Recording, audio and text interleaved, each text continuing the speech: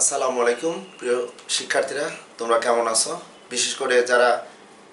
2019 সালের পরীক্ষা দিয়ে তোমরা বসে আছো বা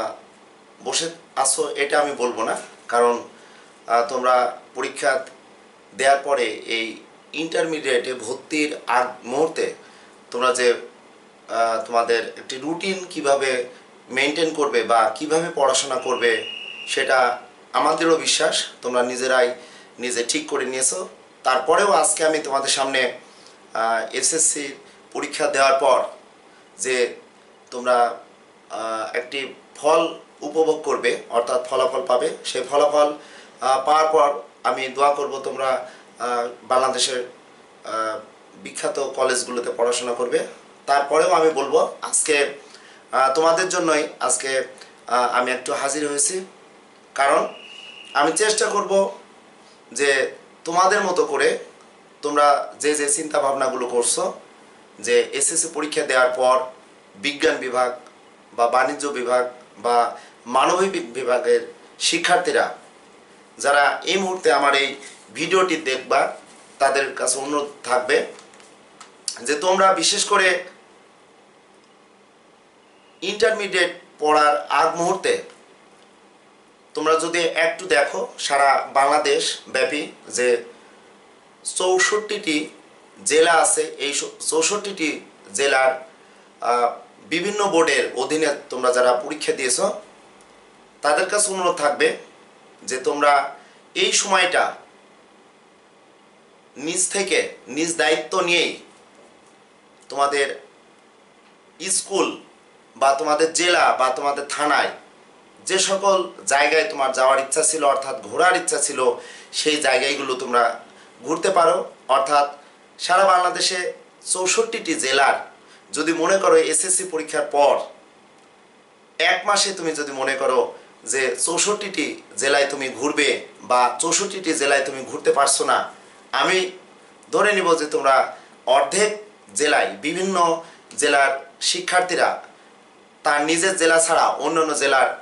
জেলা শহর বা যে স্থানগুলোতে দেখার মতো জায়গা সেগুলো ঘুরে আসতে পারো। তোমরা অনেকেই যারা সায়েন্সে পড়াশোনা করবে, বিশেষ করে আমি ম্যাথের কথা বলবো, ম্যাথমেটিক্স নিয়ে তোমরা এসএসসি পরীক্ষাতে বিশেষ করে জেনারেল ম্যাথ এবং হায়ার ম্যাথে যেভাবে পরীক্ষা দিয়েছো বা সারা বাংলাদেশে 8টি শিক্ষা বোর্ডের যে প্রশ্নগুলো তোমরা দেখবে বা এখন যদি মনে করো যে ইন্টারনেটে যে 8টি শিক্ষা বোর্ডের সাধারণ গণিত বা উচ্চতর গণিতের বোর্ডের প্রশ্নগুলো যদি প্রতিদিন 1 ঘন্টা করে যদি তোমরা একটু সময় দিয়ে যদি এই জেনারেল ম্যাথ বা হায়ার ম্যাথের প্রশ্নগুলো সমাধান করো, সেই ক্ষেত্রে তোমাদের বলবো তোমরা যে সাধনা করছো বা যে চিন্তা ভাবনা আছে যে ভালো প্রতিষ্ঠানে ভালো কলেজে তোমরা ভর্তি হতে চাও, সেই ক্ষেত্রে আমি বলবো তোমরা অতি সহজেই কিন্তু ভর্তি হতে পারবে। তাছাড়াও আমি বলবো যে ইন্টারমিডিয়েটের সায়েন্স এর স্টুডেন্ট বা কমার্স বা আর্টসের স্টুডেন্ট তোমরা চেষ্টা করবে বা আমি অনুরোধ করব যে তোমাদের বড় ভাই বা তোমাদের বাড়ির কাছে বা জেলা শহরে বা থানা শহরে যে সকল কলেজ আছে এই কলেজের সম্মানিত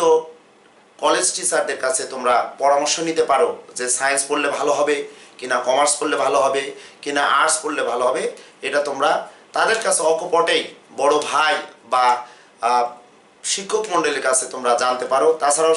সারা বাংলাদেশে হয়তো সকল শিক্ষার্থীদের আর্থিক সচ্ছলতা না থাকলেও তোমরা এই এসএসসির পরীক্ষার পর কারিগরি শিক্ষা বা টেকনিক্যাল কিছু বিষয় তোমরা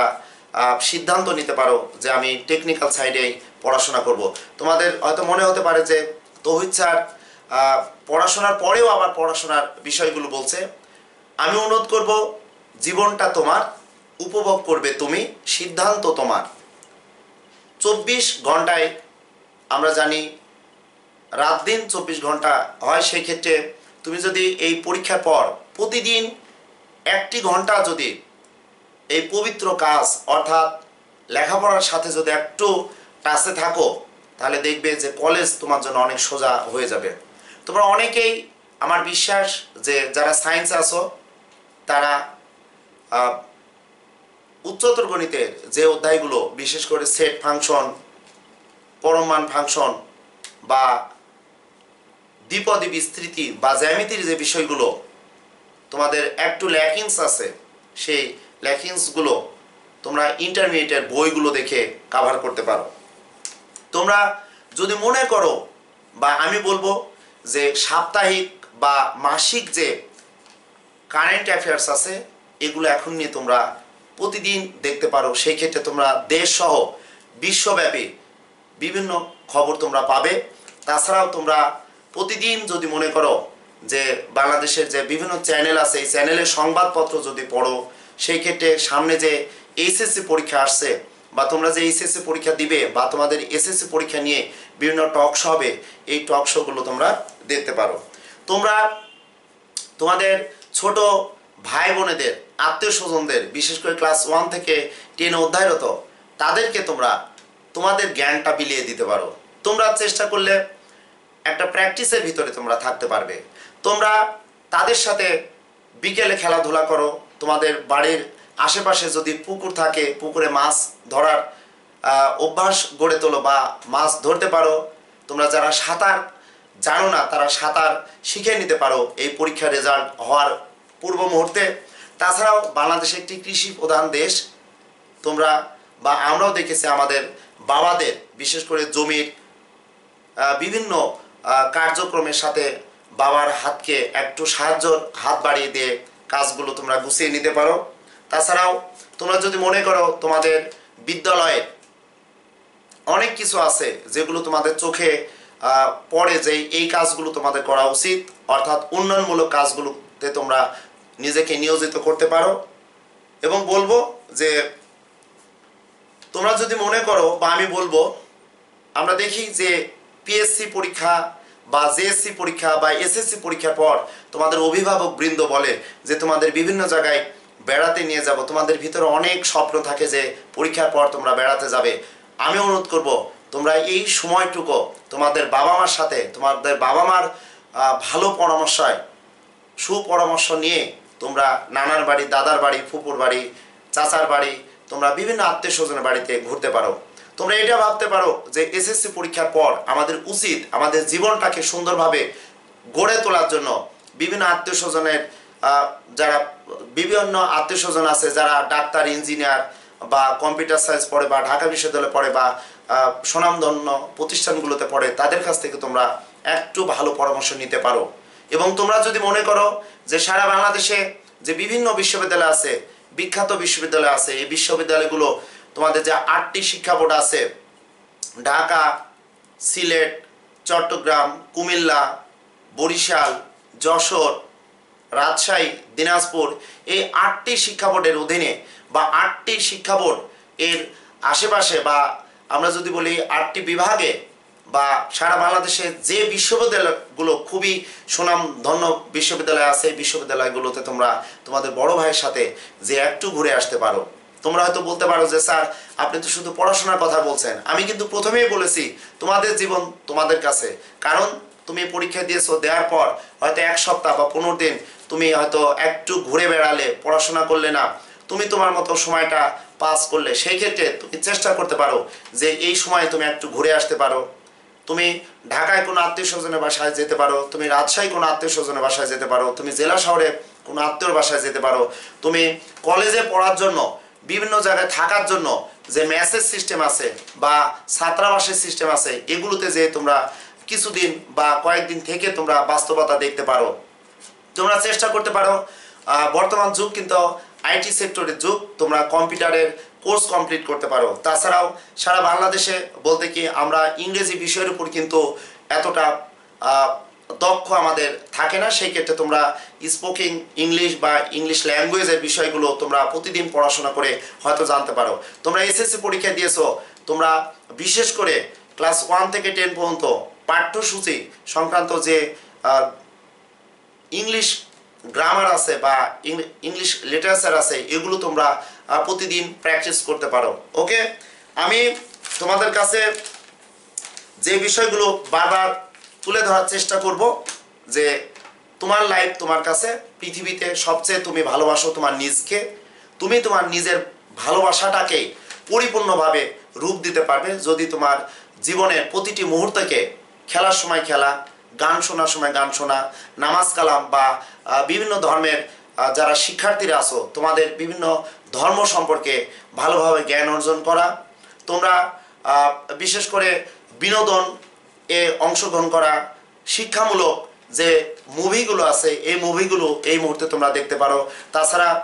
এই নেটের যুগে এসে তোমরা ইউটিউবে বা বিভিন্ন চ্যানেলে শিক্ষামূলক যে অনুষ্ঠানগুলো হয় বা গ্রামাটিক্যাল বিষয়গুলো শেখার জন্য বা ম্যাথমেটিক্যাল টার্মের জন্য বা ফিজিক্স, কেমিস্ট্রি, বাংলা, এভরিথিং যে কোনো বিষয় বিভিন্ন চ্যানেলে তোমরা চোখ রেখে আরও অনেক অনেক কিছু তোমরা শিখতে পারবে, জানতে পারবে। আমি অনুরোধ করব তোমরা তোমাদের বাবা মা এখন তোমাদের হয়তো একটু ছেড়ে দিয়েছে, যে তোমাদের স্বাধীনতা দিয়েছে, তোমরা এই স্বাধীনতাটাকে পরিপূর্ণভাবে উপভোগ করো এবং তোমরা নিজেদের মতো নিজেরাই একটু ভেবে সামনের দিকে এগোনোর চেষ্টা করো। আমি এখন তোমাদের সামনে বিশেষ করে ইন্টারমিডিয়েটে যারা সায়েন্স নিয়ে পড়াশোনা করবে তাদের বলবো যে তোমাদের ইন্টারমিডিয়েটে ফার্স্ট ইয়ারের জন্য যে ম্যাথের প্রথম পার্টে তোমরা দেখতে পাবে যে এইচএসসি তে তোমরা ভেক্টরের একটা অংশ পাবে, যেটা এসএসসিতে তোমরা ভেক্টর নিয়ে অনেকটা ভয় পেতে তোমরা তোমাদের বড় ভাইয়ের সংস্পর্শে এসে বা টিচারদের সংস্পর্শে এসে, কলেজ টিচারদের সংস্পর্শে এসে ভেক্টর বা তোমরা যে 11 দশমিক অর্থাৎ স্থানাঙ্ক জ্যামিতি পেয়েছিলে সেখানে থেকে তোমাদের যে সূত্রগুলো ছিল, দুইটি বিন্দুগামী সরলরেখার সমীকরণ বা রেখার ঢাল বা সরলরেখা সংক্রান্ত যে ম্যাথগুলো আছে ইন্টারমিডিয়েটে এগুলো তোমরা বই কিনে দেখতে পারো। তাছাড়া বৃত্ত সংক্রান্ত যে জ্যামিতি আছে যদিও বা তোমরা হায়ার ম্যাথে পাও নাই, তোমরা 1.2 হয়তো সেট ফাংশনের ক্ষেত্রে বৃত্তের সমীকরণ পেয়েছিলে সেগুলো দেখতে পারো। আর আমি অনুরোধ করব যে তোমরা 8.3 অনুশীলনী ত্রিকোণমিতির অনেক ইম্পর্টেন্ট ম্যাথগুলো ছিল এগুলো হয়তো তোমরা প্র্যাকটিস করার সুযোগ পাও নাই, ইন্টারমিডিয়েটে উঠেই কিন্তু দেখবে যে ত্রিকোণমিতির গুরুত্বটা কত। ত্রিকোণমিতি ইন্টারমিডিয়েটে প্রতিটা ক্ষেত্রে ক্যালকুলাস বলো, ইন্টিগ্রেশন বলো, যেখানে বলো না কেন, স্থিতিবিদ্যা বলো, গতিবিদ্যা বলো, যেখানে তুমি যাও না কেন সব জায়গায় তুমি ত্রিকোণমিতির সূত্রের প্রমাণ, ত্রিকোণমিতির সূত্রের ব্যবহারগুলো বিশেষ করে তোমাকে ভালোভাবে জানতে হবে। তাছাড়াও সেট ফাংশন বা ত্রিকোণমিতিক অনুপাতগুলো কীভাবে আসে বা 45 ডিগ্রির অর্ধেক 22.5 ডিগ্রি কোণের কীভাবে কোন মানগুলো তুমি বের করতে পারবে এগুলো খুবই ভালোভাবে তুমি জানতে পারবে। এবং দ্বিপদী বিস্তৃতির ম্যাথগুলো তোমরা পারবে বা ইন্টারের যে দ্বিপদী বিস্তৃতি আছে এগুলো খুবই ইম্পর্টেন্ট। তাছাড়া বাস্তব সংখ্যা অসমতা বা তোমরা দ্বিতীয় অধ্যায় হায়ার ম্যাথে বহুপদী রাশি বা এখানে যে ত্রিকোণ বিশেষ করে জ্যামিতির অংশ কণিক আছে এগুলো তোমরা ভালোভাবে